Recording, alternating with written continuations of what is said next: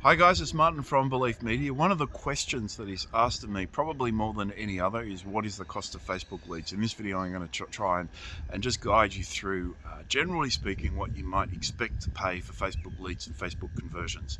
Now, I want you to keep in mind that this is a really big topic because the entire conversion cost falls back onto the functionality, the engagement, and the nature of your marketing funnel. So the more persuasive and engaging and relevant your marketing funnel, the more likely you are to pick up conversions. I want you to keep in mind that I've recorded this video twice now, and on both occasions it went for over 25 minutes. So I'm going to keep to the facts, hopefully, and I'll record a couple of other videos to answer those commonly asked questions that come before me virtually every single day. So, okay, what can we expect to pay for Facebook leads? That's not a conversion, just a simple Facebook lead. Now, in order to make this assessment, we had to go back through the last 100,000 or so leads that made their way through Yabber, which took us all the way back to the end of January, beginning of February.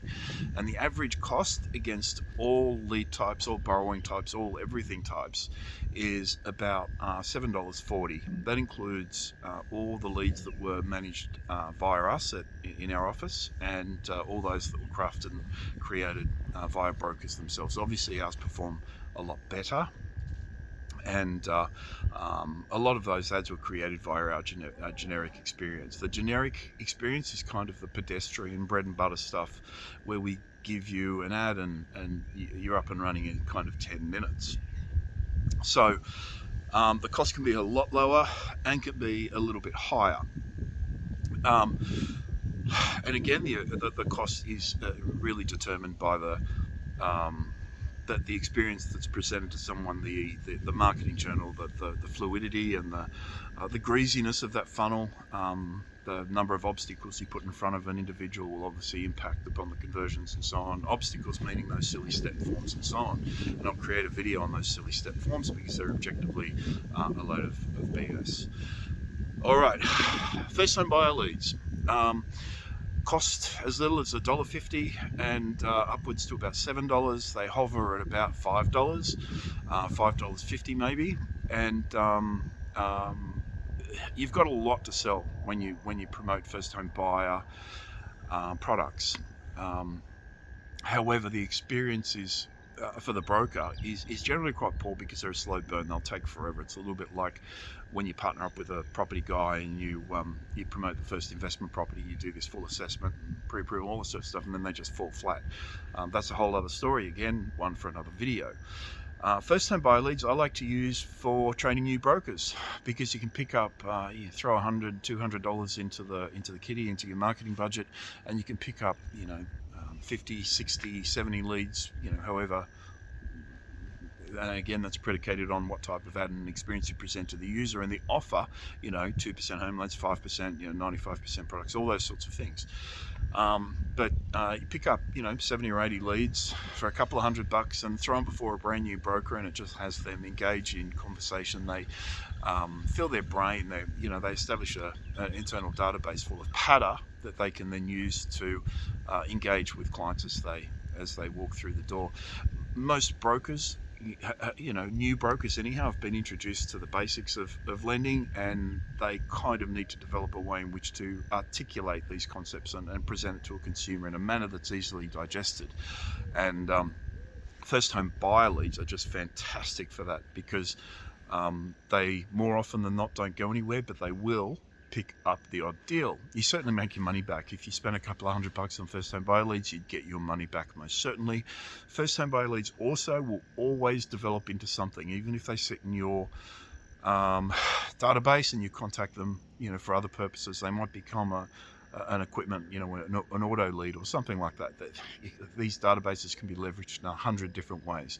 Even if they did go to another broker, you'd present them with refinance opportunities in the future. So. But I guess the primary CDA, the primary function of the first-time buyer ad is to get them into your funnel and convert them into a product. And again, that primary experience really is a slow burn. First-home buyers go through a very lengthy process in purchasing their first home. They'll usually contact you before they're even, whilst they're in the early stages of developing can I, can't I kind of thing.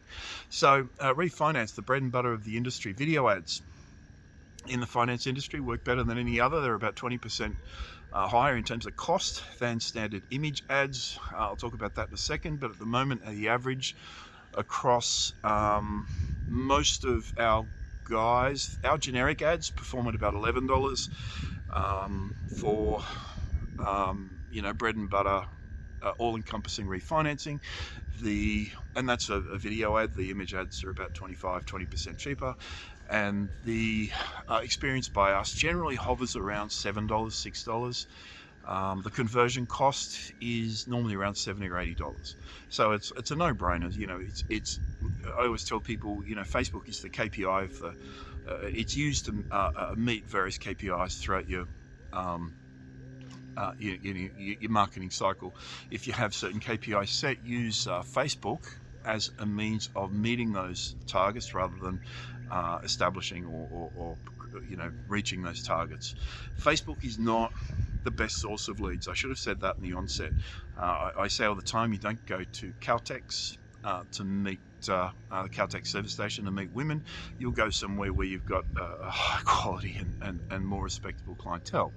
I said the other day, you can segment your audience, and you start to, it's like meeting women at Kmart. But my wife was a Kmart store manager and a regional manager and all that sort of stuff for a period of time, so that wasn't the greatest example.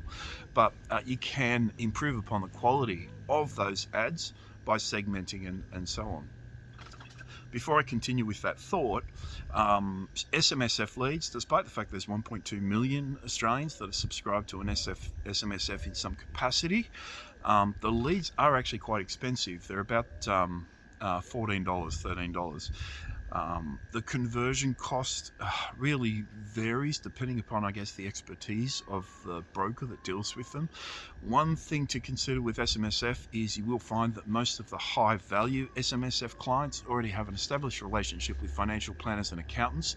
So that's where you get the cream of the crop. Now, if you have a good partner network, you will find yourself doing a lot of SMSF, and they will be really, really, really high value candidates. You don't get that same quality from Facebook. You just don't and won't and never will. And that applies across the board for everything, even the refinancing stuff. You got to remember, particularly with things like refinancing, 75% odd of everybody that has a home loan has an existing relationship with a broker. So it's not just, when we present an ad to someone, it's not just standard interruption marketing. It is relationship destroying marketing much of the time, because you're injecting yourself into a relationship, an existing relationship that's there. When you talk to that individual, you're going to have to provide a case for why you're a better choice, and you do that through a whole number of ways. The ad itself is normally key to that. Not all mortgage brokers are created equal, and not all mortgage brokers have the same panels. And there are a ton of products that are made available to selected aggregators that aren't available across the board, and their rates are really low, and that gets people through the door. That gets people interested, regardless of what you might think. And no one wants to be a rate-driven broker. 94% of consumers consider interest rate to be the single most important attribute when considering a home loan. So rate plays an important part, at least in the initial discussion. Your job is to take rate-driven consumers and turn them into somebody that might be a little bit more structure focused and somebody that's more invested in what the loan or what the product might provide them in the future, rather than what they might pay each month on the back of a rate. So that's a whole other discussion. So guys, again, the average of $7.40 is across the board. The average conversion is well under $100. We've got guys doing $30 to $40 million a year on the back of Facebook, and most of our independent or individual mortgage brokers that are operating independently are probably doing $3 to $6 or $7 million a month, maybe. Those that we manage ourselves, and we usually manage larger franchise groups and those ACL based businesses that have a number of credit reps operating underneath them when they have some sort of arrangement to provide ongoing business and leads, we tend to generate the leads for about $7, and the conversions can be a lot lower in terms of more conversions and a lower acquisition cost, just because we put a lot of effort into it and we've got custom ads and so on. Why use video ads rather than image ads? It's because they convert about 450% higher. It's about a 20-25% increased cost to run the ad, but you will convert about 450% higher. They're a no-brainer. You can use an image ad as the video thumbnail. That's important. So you can still run an image ad as part of your video, but it's a thumbnail. Remembering that Facebook ads, the video ads will play straight away anyhow, but it's there if they reach the end or whatever else, and it will show an image. Segmented audiences, you see a lot of people focusing on nurses and doctors and this and that and the other thing. That's actually a qualification funnel. I talk a lot about the qualification funnel in a whole bunch of videos. In fact, I'll make another one because it's important. It's highly relevant to what I'm talking about now. A qualification funnel is when someone throws those ridiculous questions in front of someone in order to establish data points. There's a whole backstory to that. It's a load of nonsense. It's a load of BS. All you're doing is disqualifying yourself. Remembering the entire funnel experience is to qualify you as the broker of choice rather than somebody else, right? The funnel is a competition. If someone subscribed to your experience or engaged with your ad or provided you with details or made contact with you, the chances are they have made contact with someone else as well. It's one of the primary factors that limits the effectiveness of conversions, and that's the human element, the human factor. That is the biological lump at the end of the phone that's unable to provide the kind of information that the consumer is looking for. So, whole other story, whole other video. So the conversion funnel, when it relates to nurses and doctors and accountants and lawyers and this and that and all that sort of stuff, we're segmenting and qualifying there by virtue of the ad copy, the ad creative, the ad targeting, the landing page, and the follow-up, and everything in between. So what we're doing is we're ensuring that those people that respond to our experience actually fit into that siloed category. That is, are they a nurse? Are they an accountant? Are they a legal professional or whatever? If you do that, by the way, you never, ever, ever, ever, I see this all the time, annoys the shit out of me, is people still put questions in front of these individuals. You know, how much are you borrowing? What's the purchase price? What's your interest rate? Who's your current lender? How's your credit score? All that sort of stupid stuff. You never use those questions. All it does is effectively limit the number of people that will engage with your experience, right? It's a means of disqualifying you, right? You never put an obstacle in front of a consumer at top of funnel that isn't absolutely necessary. That is a really big deal, guys. You never put anything in front of a consumer that isn't necessary. So if you want to show something else, you'll always ask as a minimum on the first step, name and email. If you're going to ask for the phone number, you can do that there as well. Our forms cater for that. I'll make another video on our form and why it converts higher than any other form of its type in the industry.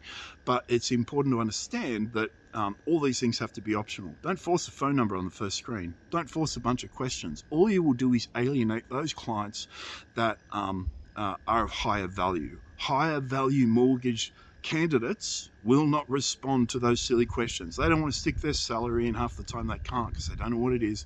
They don't want to tell you anything about themselves. They just want to have a chat. So the first screen, that has to be as slippery as anything. Guys, there is so much I've missed in this, but I just wanted to keep the timing down, and I'm looking at my phone now. It's coming up on 14 minutes.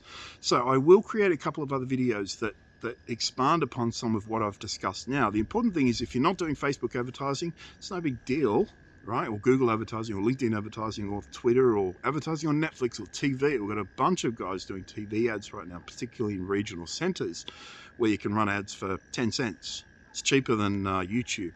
YouTube ad is roughly 10 cents to run. The conversion cost is a lot higher, just because TV tends to legitimize your operation, and you're presenting yourself to a different audience. So there is so much to talk about, guys, when it comes to Facebook advertising. We obviously do it better than anyone else in the industry. I've presented a whole bunch of experiences to you in the last week or two that show you how horrendously bad some of these paid experiences can be. Non-compliant, non-effective, non-functional. The list goes on and on. I always believe that brokers should invest themselves into the funnel experience because you showcase your personality, brand, your positioning, and so on. So you need to have that funnel come alive and be dynamic.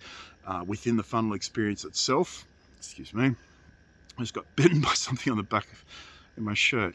So within the funnel itself, it's full of triggers and full of course corrections, and we have our AI, our BNet system, play a role and play a part in directing clients to the most applicable resources. Your website is absolutely central to this experience. If you don't have a functional website and you don't effectively portray or at least exhibit those characteristics that you're trying to express within the follow-up, you're not going to attract and convert clients. Your website is central. You need to send people back to your website. Every page on your website is a type of landing page. It needs to have a conversion opportunity. Our website framework does that better than anyone else. Calendar, integrated forms on every page and everything else. You need to send people back to the website, get them engaged and get them converting or escalating. Remember, the primary focus, the underlying focus of a marketing funnel is escalation of commitment. That is driving people deeper into the experience, assuming they didn't commit early on with a phone number or calendar contact or whatever else. So we need to really re-engage these people constantly in a way that is relevant, right? One of the core key funnel attributes is relevance, the user attention. You only do that through relevance. Guys, I've spoken far too long. I wanted to keep this down to 7 minutes. We're up to 17 minutes. That's my fault. But in the meantime, 1300 235 433. That's 1300 Belief. That's our office number. If you're in the market for any of this stuff, give us a call. Right? If you're not doing the volume you need to be doing, give us a call. 1300 235 433. My direct number is 0400 777 300, and my mobile is 0400 777 300. Thanks, guys.